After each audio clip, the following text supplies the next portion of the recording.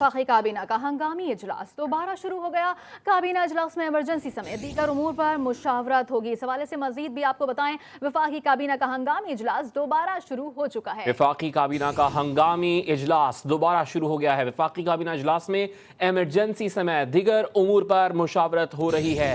बात करेंगे deputy bureau chief Islamabad इंतजार हैदरी ने ज्वाइन किया। इंतजार, क्या डेवलपमेंट्स हैं इस्लामाबाद में? जी बिल्कुल, इस्लामाबाद हाई कोर्ट के फैसलों के बाद की सूरत हाल पर हंगामी काबीना का इजलास शुरू हो चुका है। वजीर आजम मियां शहबाज शरीफ इजलास की सदारत कर रहे हैं। इस इजलास में इमरजेंसी समेत दीगर अमूर पर मुशावरत हो रही है। वजीर कानून की सरबराही में जो कानूनी टीम तश्कील दी गई थी कुछ देर पहले वफाकी काबीना के इजलास में, उसने अपनी मुशावरत मुकम्मल की है और तमाम इत्तेहादी जमातों के साथ ये मुशावरत की है। और उसके बाद अब वो अपनी रिपोर्ट जो है वो इस काबीना इजलास में पेश करेगी और उसके बाद फिर अगला जो कदम है वो वफाकी हुकूमत उठाएगी। अगली हिकमत अमली जो है मुरतब की जाएगी। इस वक्त पीडीएम का सरबराही इजलास भी चल रहा है, उसमें भी इस मामले पर मुशावरत हुई है। पीडीएम के सरबराही इजलास में भी एहसन इकबाल ने वफाकी काबीना के इजलास और इस कमेटी से मुतालिक ब्रीफिंग दी। और उसके बाद अब एक तरफ पीडीएम का सरबराही इजलास चल रहा है, दूसरी तरफ वफाकी काबीना का हंगामी इजलास जो है वो जारी है। और इस अहम तरीन इजलास में ये जो तेजी से बदलती हुई सूरत हाल है इस पर अब मुशावरत की जा रही है। इससे पहले काबीना इजलास ने जो है वो मजम्मत की थी सुप्रीम कोर्ट के फैसले की और उसे मिसकंडक्ट करार दिया था। और उसके बाद एक कानूनी कमेटी जो है वो वजीर कानून की सरबराही में कायम की गई थी। उस कानूनी कमेटी में सीनियर रहनुमाओं को और उसके साथ साथ सीनियर कानूनदानों को शामिल किया गया था।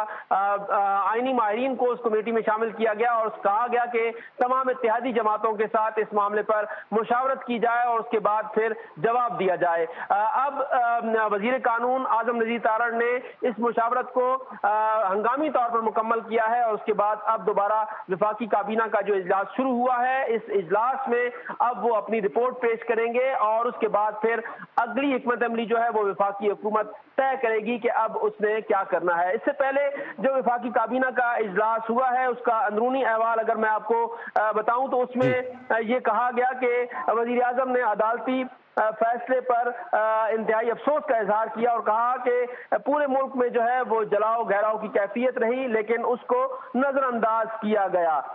इस अहम तरीन इजलास में ये भी कहा गया कि इस मामले पर कानूनी कमेटी जो है वो तमाम अमूर का जायजा ले। इस कानूनी कमेटी में वजीर कानून के अलावा फारूक नायक, सेनेटर कामरान मुर्तजा को शामिल किया गया था जिन्होंने मुफस्सिल गौर किया इन तमाम चीजों पर। कानूनी कमेटी आईनी और कानूनी ऑप्शन का जायजा लेकर अब दोबारा वफाकी काबीना के इजलास में आई है और अब उसने अपनी रिपोर्ट इस काबीना इजलास में पेश की है। अब इजलास जो है वो चल रहा है, इस इजलास में अब अगली हिकमत अमली पर गौर होगा। जी इंतजार, इससे मुतालिक ज़राए ने क्या बताया? क्योंकि मुल्क के जो इस वक्त सिक्योरिटी सूरत हाल है वो तो बेहतरी की जा रही है जब ये जमानतें मंजूर हुई हैं। क्या पीडीएम की तमाम सियासी जमातों के वुज़रा इस मामले पर मुत्तफ़िक़ हैं? इमरजेंसी के मामले पर ज़राए क्या बताते हैं?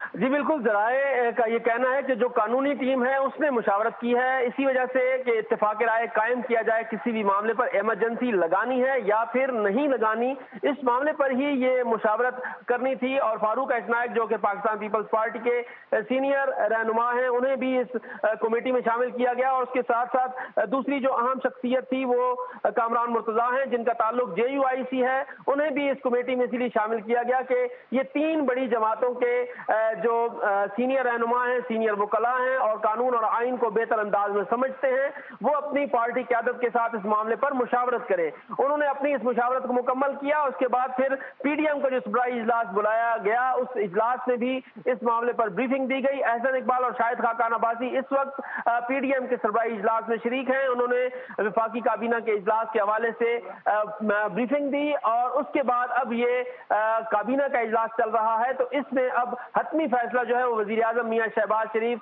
वफाकी काबीना से मुशावरत के बाद करेंगे। जी।